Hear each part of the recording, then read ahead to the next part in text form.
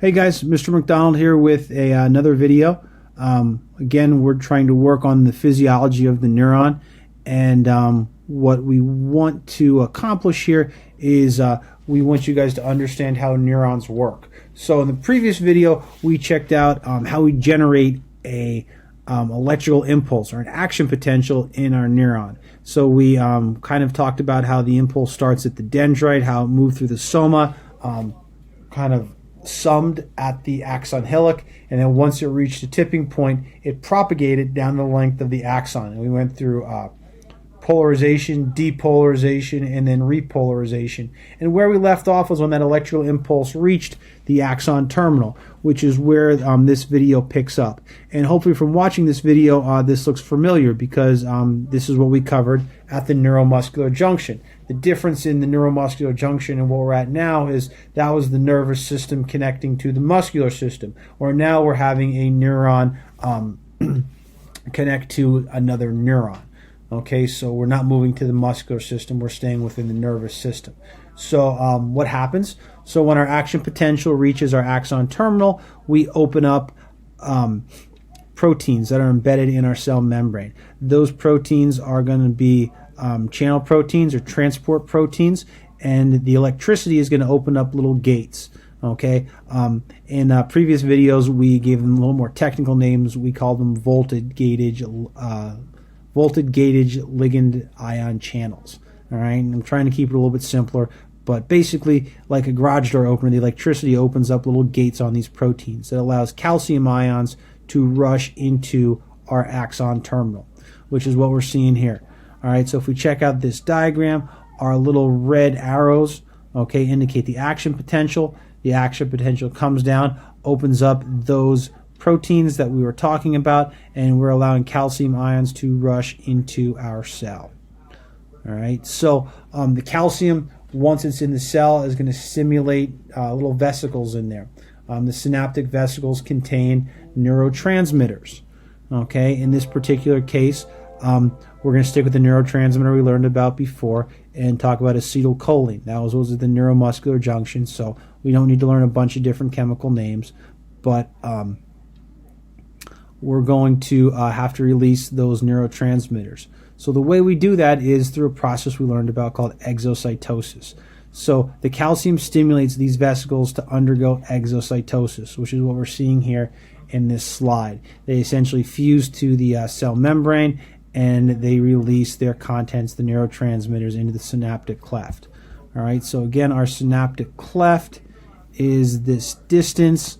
Let's see here, we'll go purple, make it a little bit thicker. It's this distance from here to here, okay, in between our nerve cell, we'll call nerve 1, and our other one, which we'll call nerve 2. Okay, so anyway, we release our neurotransmitter. There's some there, and some there, and some there, and it is going to cross our synaptic cleft and move towards our next neuron across the synapse. And again, a junction between two neurons is called a synapse. All right, and I know I mentioned this to you guys in some other places, but again, lots and lots of drug research happens here. If you want to work in a lab one day, if you want to talk about, developing vaccines, developing different types of drugs, a lot of stuff happens here at the synapse. So you might spend a lot of time researching and becoming much more familiar with being able to manipulate these chemical reactions.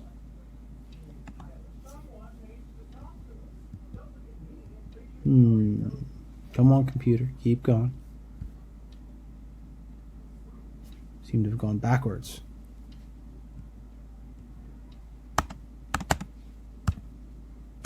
Come on.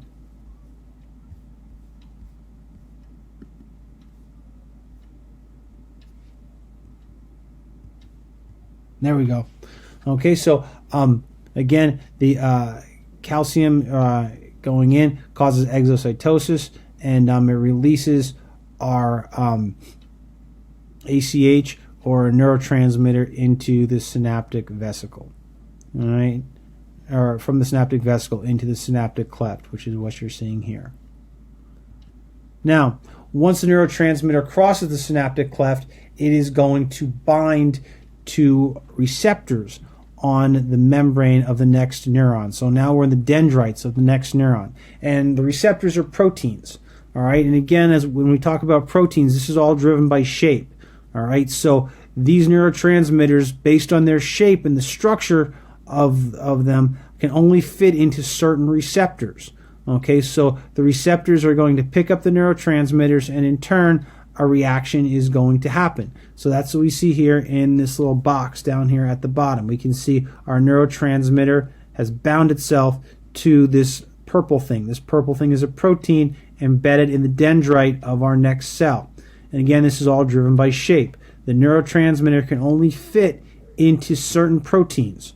All right, so it's very much like a lock and key. So again, when it comes to proteins, guys, one of the things you should take away from this class is the importance of shape. All right, the whole structure and function. All right, so it doesn't work if the shapes don't line up. All right, so again, if enough neurotransmitter is released, we get a large enough potential to where we can create a second action potential in our next neuron. So if you think back to this as kind of a cycle, in the last neuron we talked about how the electrical impulse started at the dendrite, and if the impulse was strong enough and there was enough electricity generated there, by the time it got to the axon hillock, we would send a electrical impulse. There was like a tipping point there. Okay, so where does that, or how do we dictate the strength of that electrical impulse? Well, we're seeing it right here.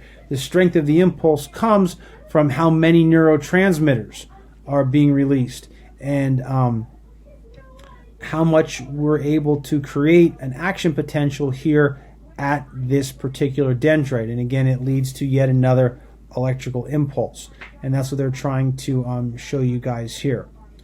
All right, so and again, this is all very similar to what we saw at the neuromuscular junction. All right, and that's what you see here. So when our neurotransmitter fits into our receptor, sodium ions are allowed to rush into our dendrite. And when they do that, again, we have a slightly stronger positive force inside as opposed to outside, and that builds that action potential. And when that action potential gets high enough, it travels through the axon hillock and goes down yet another axon. So this is how we generate our electrical impulses in all of our neurons. This is what happens in our brain. This is what happens throughout our body. If you want to talk about the sciatic nerve, our spinal cord, the little sensory receptors in our fingertips, which we're going to talk about tomorrow, all that stuff is driven by these small electrical impulses. And having a slight change in the concentration of these little positive electrolytes, whether it be calcium simulating exocytosis or the sodium and potassium rushing back and forth. All right, so again, this is why you guys have to learn about the sodium potassium pump, because it plays such an important role in all of these things. All right, so hopefully you guys understand now how the neuron generates, propagates, and uses electricity to be able to fulfill its roles of irritability and conductivity, which is what we learned the functions of neurons are. So please check these out. If you have questions, please let me know. I'd love to talk about this stuff with you guys. Again, my office hours are 8 to 10, Monday, Wednesday, and Friday. And I hope you guys are doing well. And have a good day.